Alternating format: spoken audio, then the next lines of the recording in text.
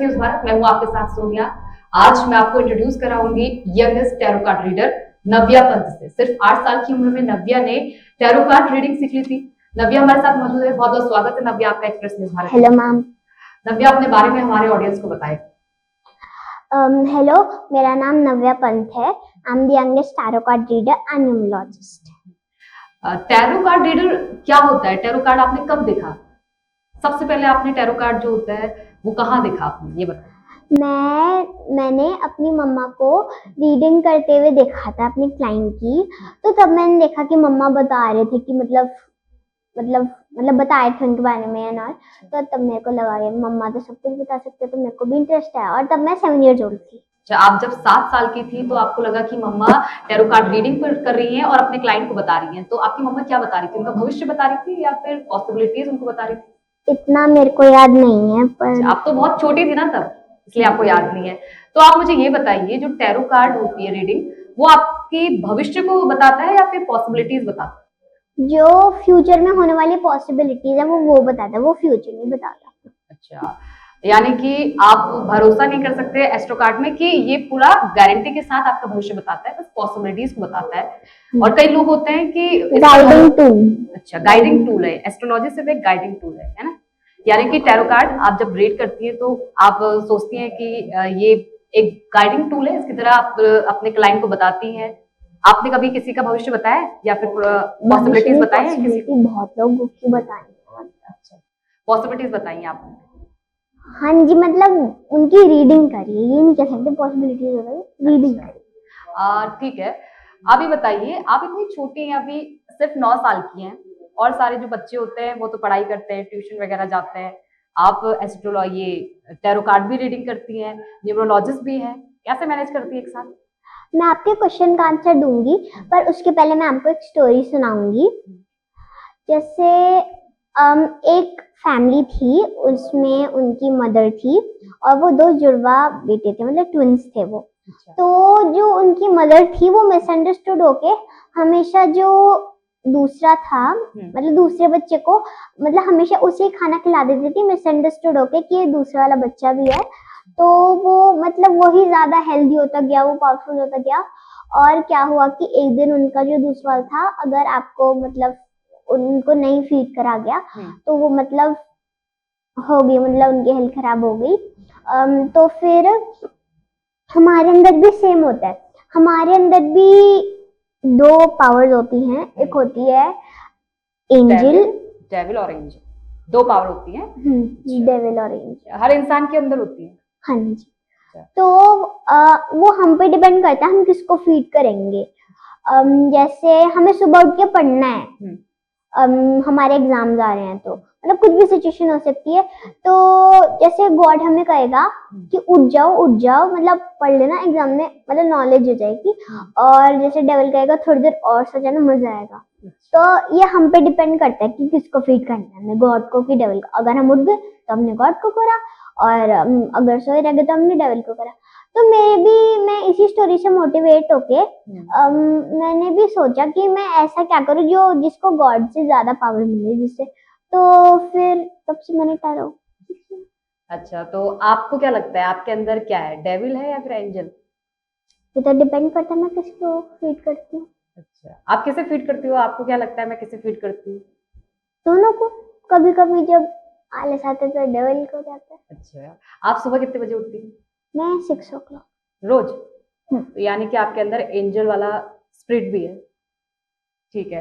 तो जैसा कि नव्या ने कहा कि हर इंसान के अंदर 2 तरह के लोग होते हैं, एक डेविल होता है, एंजल होता है, और वो आपके ऊपर डिपेंड करता है कि आप किसको फीड करते हैं। ये बहुत अच्छी बात बताई नव्या ने। बताइए, अभी तो आप सिर्फ 9 ईयर ओल्ड है। कौन सी क्लास में अभी आप? मैं 5th में। आज अभी 5th क्लास में है। तो आपके स्टूडेंट, जो क्लास के बच्चे होते हैं, स्टूडेंट्स आपके फ्रेंड्स होंगे, क्या उनको भी पता है कि आप टैरो रीडिंग्स करती हैं? वो आपसे पूछते होंगे फिर स्कूल में, आप बताती है उन्हें?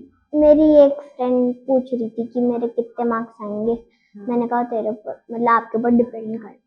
अब टैरो कार्ड के साथ ही मैं कर सकती ना रीडिंग, बिना उसके तो नहीं कर। तो आप न्यूमरोलॉजी से भी तो बता सकती हैं। आपने किसी का बताया अपने फ्रेंड्स लोगों को बताया कभी? हाँ, एक को बताया था।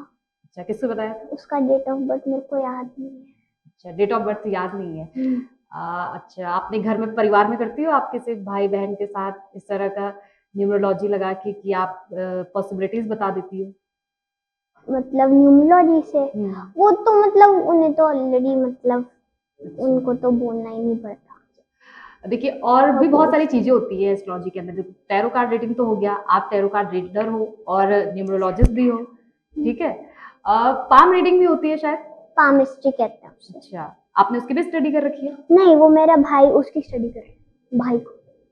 आपका भाई भी स्टडी कर रहा है? हम्म। ठीक है, यानी कि आप आपको इंटरेस्ट है, आपकी मम्मी इस फील्ड में है इसलिए आप ये कर रही हैं। नहीं, मेरे को इंटरेस्ट आया, ऐसा नहीं है कि मम्मा इस फील्ड में तो मैं भी हूँ। हाँ, ये बहुत चीजें बताइए। हैं जो मम्मी को पसंद है मेरे को पसंद है, तो ये पॉसिबल नहीं है ना कि जो मम्मी करे वही करे। ठीक है नव्या, आप ये बताइए, और भविष्य में आप क्या करना चाहती हैं? आप फ्यूचर में क्या बनना चाहती हैं? एम क्या है आपका? मैं तो वैसे तो मैं बिजनेस वुमन बनना चाहती हूँ। बिजनेस और वुमेन? अब मैं साइड बाय साइड मतलब ये भी करूंगी इसका बिजनेस, जैसे जेमस्टोन्स का, मतलब मेरे को शौक है। बिजनेस का शौक है आपको, और साइड बाय साइड ये भी करना चाहती है क्योंकि आपको इसमें इंटरेस्ट है। किस चीज का बिजनेस करेंगे आप? सोचा नहीं, अच्छा, अभी सोचा नहीं है, आगे जाके सोचेंगी। पर बिजनेस करना है इतना तो पता अच्छा, है। या ये फिर बताइए। लॉयर बनूंगी। ठीक है, नहीं, आपने कहा लॉयर नहीं, कि जज जज। आपने कहा कि आपके जो फ्रेंड्स हैं उनको पता है कि आप टैरो कार्ड रीडिंग करती हो, तो टीचर्स को भी पता है? उन्होंने ही उन्हें बताया। अच्छा, टीचर्स को क्या कहते हैं, जब कैसे ट्रीट करते हैं वो आपको? थोड़ा अलग तरीके से ट्रीट करते हैं या फिर सब स्टूडेंट को एक जैसा ट्रीट करते हैं कि आप नहीं टैरो कार्ड है, रीडिंग रीडर हो तो आपको अलग से ट्रीट करा जा रहा इक्वालिटी। है? स्कूल में इक्वली सबको सबको ट्रीट करा जाता है? हाँ, पर जैसे अगर मेरा काम कंप्लीट नहीं हुआ तो मैं मैम को बोल देती, तो मैम अंडरस्टैंड कर जाती है अच्छा, जहाँ भी किया। अच्छा, ठीक है। ये बताइए, आपके एग्जाम में कैसे मार्क्स आते हैं?